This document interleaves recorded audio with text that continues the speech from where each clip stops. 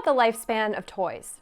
Your classics, your Barbies, G.I. Joes, hula hoops, and Teddy Ruxpins can keep kids engaged for hours at a time, but eventually the novelty wears off, and the child would go in search of new play adventures. But what if someone invented a toy that demanded a kid's attention all day, every day?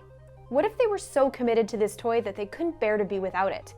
That even a tiny little beep caused them to stop whatever they were doing to interact with it, like a Pavlovian pocket monster. And what if this toy was so psychologically addictive that when it stopped working, the kid started crying? If you're a parent, you'd have one heck of a problem. But if you're a toy company, you've just bought vacation homes for your entire executive floor. It's the story of digital kid crack Tamagotchi, and it's next on this installment of Throwback.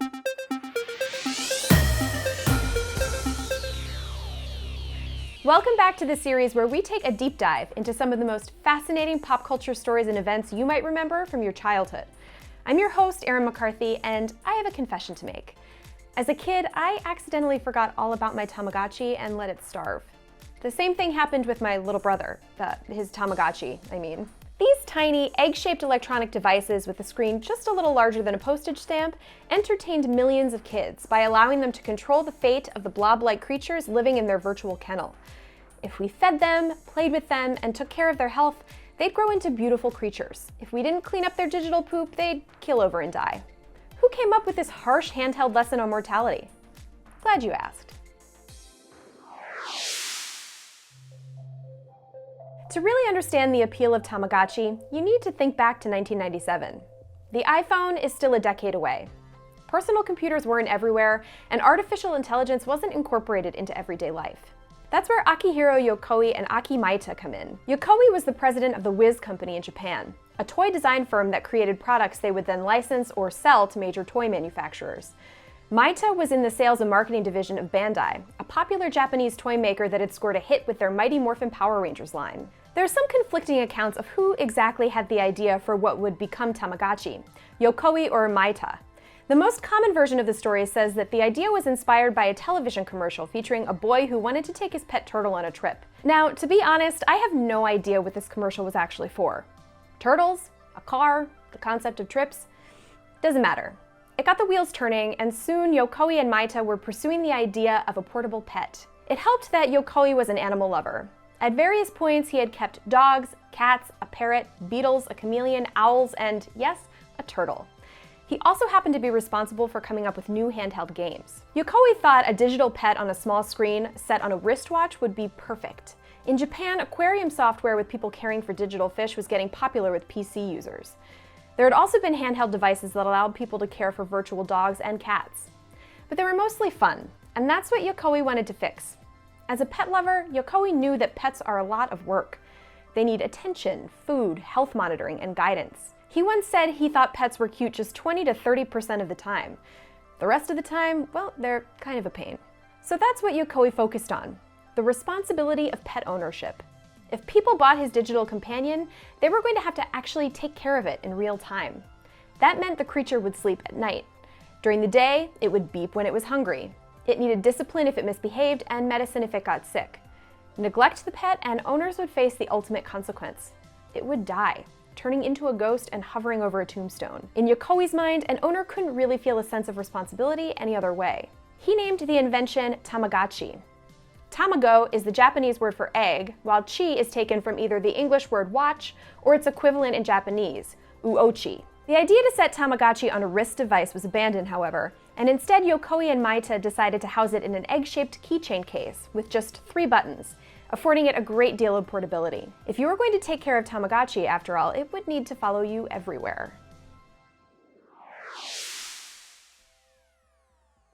While Tamagotchi was the first major handheld product to feature a life or death pet simulation, the idea of a dependent equipped with artificial intelligence dates back to the late 1940s.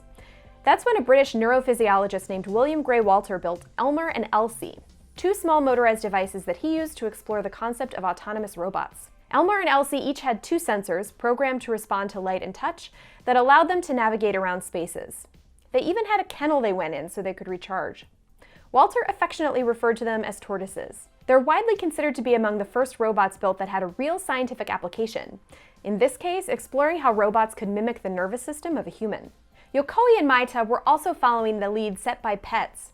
a series of personal computer games created by a company called PF Magic in 1995. In Pets, which you know was cool since they spelled it with a Z at the end, players could interact with a dog or cat that would actually run and play across a person's desktop.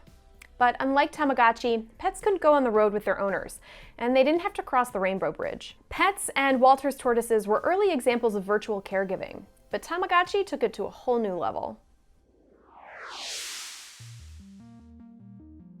We don't know whether Yokoi and Maita knew much about William Grey Walter or pets, but they were convinced Tamagotchi would be a huge success. Maita had conducted extensive market research on their target demographic of girls in junior high school who loved the name Tamagotchi and the design of the creature itself, which started life as an ill-defined blob of tissue that came from the planet Tamagotchi and slowly grew into something prized by teenage girls in Japan, what's known as kawaii, or cute. But it only became adorable if it was played with and tended to with care. If not, it might turn into a virtual delinquent, poorly behaved, or worse, dead. Tamagotchi went on sale in Japan in November 1996 and was an immediate hit. It took less than a year for 10 million Tamagotchi units to be sold. Parents camped out in front of toy stores waiting for shipments. Scammers sold fake coupons to desperate buyers that they claimed could be redeemed for Tamagotchis. Bandai was forced to ramp up production to 3 million Tamagotchis a month just to keep up with the demand. When the company offered a free Tamagotchi to anyone holding at least 1,000 shares of its stock, the value of each share rose by 60 yen the following day, about 60 cents per share in today's dollars, and saw 4 times its normal trading volume. All throughout Japan, millions of kids, and quite a few teenagers, doted on their Tamagotchi, responding to its beeps for attention and hoping it could survive long enough to morph into a novel-looking creature. The appeal wasn't lost on adults either. Japanese businessmen who were preoccupied with their Tamagotchis were known to cancel meetings to make sure they would have the time to tend to their pet. In Tokorozawa, a Tokyo suburb, one driver got into an accident when a Tamagotchi began crying for attention. Bandai knew millions of impressionable children were waiting in the United States. In May of 1997, they introduced Tamagotchi to American consumers. Priced at $15 to $18, FAO Schwarz sold 30,000 of them in their stores the first 3 days alone. QVC moved 6,000 Tamagotchis in 5 minutes. They sold for hundreds of dollars in the black market. Toys R Us said virtual pets were on track to be the hottest toy of the year.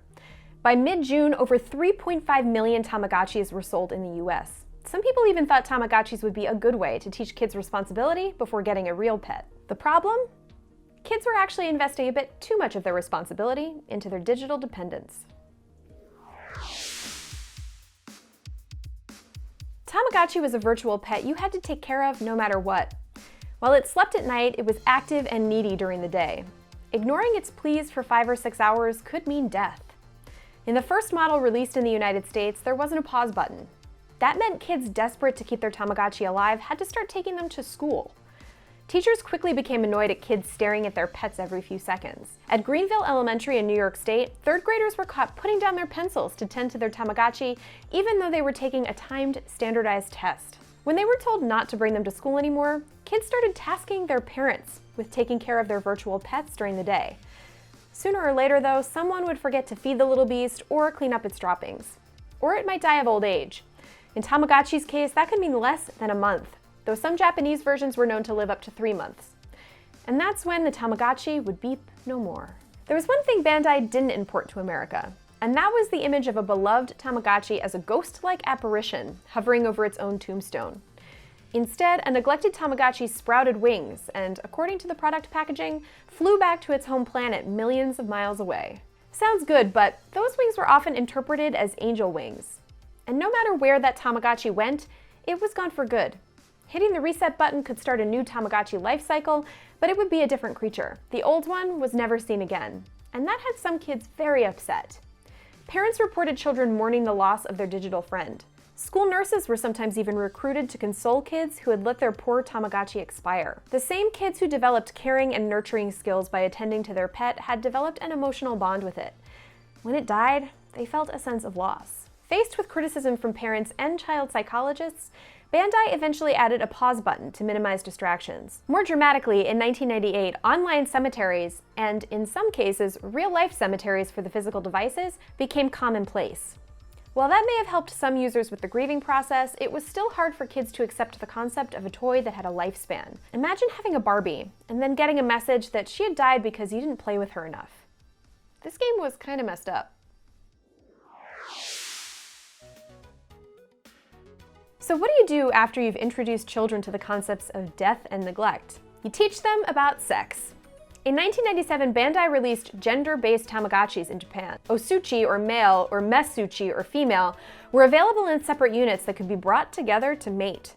The devices would make noise to signal their consummation, and then the female would give birth. The two Tamagotchi owners would each have to take care of one of the babies in what amounted to an early lesson in joint custody.